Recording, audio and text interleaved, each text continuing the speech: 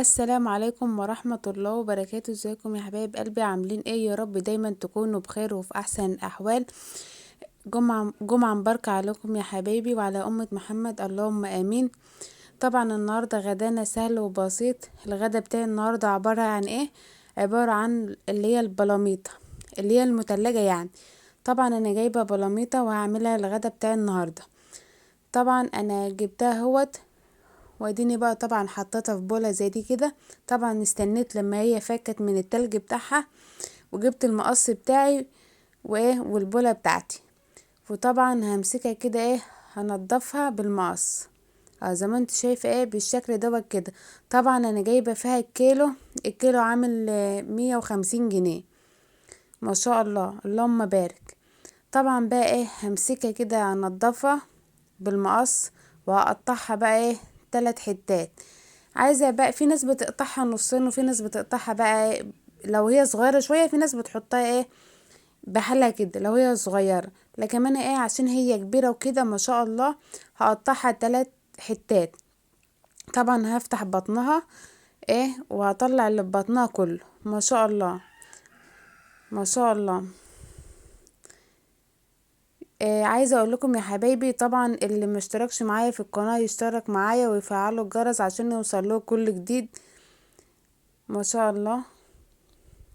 اديني ايه فتحتها اهوت، وبطلع بقى بطنها وبطلع الخراشيم بتاعتها زي ما انت شايفه ايه بالشكل دوت كده. وشايفين لحمتها ما شاء الله بيضه وحلوه وجميله. ما شاء الله. بألف هنا وشفا يا رب على اللي ياكل. ما شاء الله. طبعا بقى ايه وانا بغسل بقى ايه الرز بتاعي. طبعا بقى ايه البلاميطه بقى عايزه تعملي جنبها رز ابيض تعملي، عايزه تعملي ايه رز بشعريه تعملي، بس انا هعمله رز ابيض. طبعا وجبت صينيه زي دي كده، وجبت البصل بتاعي ايه وهقطعه ايه ناعم خالص، وايه وهحط نقطه زيت. طبعا وايه وهحمره. لما تبقى البصله بتاعتي تحمر، هنزل عليها ايه بالصلصه زي ما انت شايفه بالشكل دوت كده. طبعا ايه انا عندي بصل ابيض وبصل احمر، يعني انا البصل الابيض جايبه فيه الكيلو عامل 20 جنيه، والبصل الاحمر عامله فيه الكيلو عامل 50 جنيه و40 جنيه وكده يعني. بس انا حبيت اللي انا احط فيه بصل ابيض بقى وفص توم وكده. ما شاء الله ما شاء الله. بألف هنا وشفا يا رب على اللي ياكل. تعالوا اتفضلوا معانا. جبت البصلة وقطعتها كده بالشكل دوت كده اهوت ناعم. لازم تنعمي ايه البصل. اه ما شاء الله. وطبعا بقى هحط عليها جميع البهارات بتاعتي، وهحمرها برضو، وهنزل ايه عليها في الصلصة ايه وخلوكم معايا. وكل حاجة هتشوفوها خطوة بخطوة. وادي طبعا البصلة بتاعتي بحب ان انا احمرها، وادينا حمرتها اهوت. وهنزل عليها ايه بالطماطم. طبعا عايزه اقول لكم ان الطماطم ديت بتبقى مسبكه عندي في التلاجة زي ما قلت لكم في فيديو قبل كده. ما شاء الله. اهي. هتقولي لي البصله محروقه؟ لا البصله مش محروقه، البصله متحمره. انا اللي بحب ان انا احمرها قوي، بحس ايه اللي هي كده كده ايه السمك هحمره برضو وهحطه ايه في التسبيكه بتاعتي. طبعا وانا مولعه ايه على البوتاجاز. طبعا ما شاء الله ما شاء الله. وادي بتاع التسبيكه بتاعتي اهيت مسبكه وحلوه وجميله.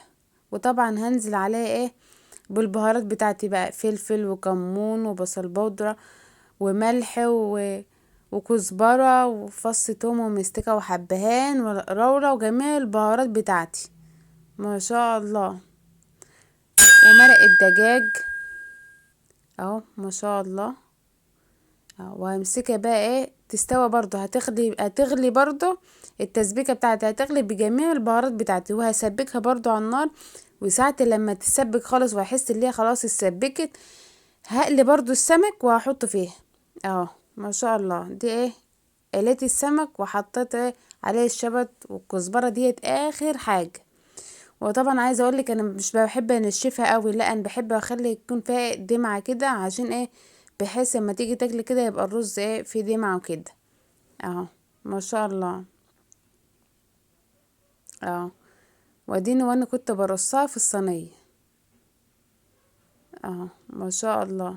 رصيتها ايه الطماطم اتسبكت معايا ومسكتها رصيتها واحده جنب واحده.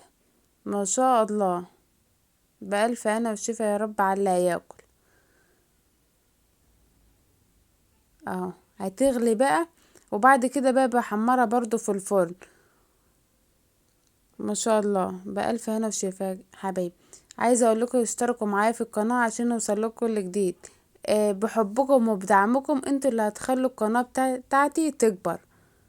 ما تنسونيش بقى في اللايك والاشتراك عشان يوصلكوا كل جديد. ما شاء الله.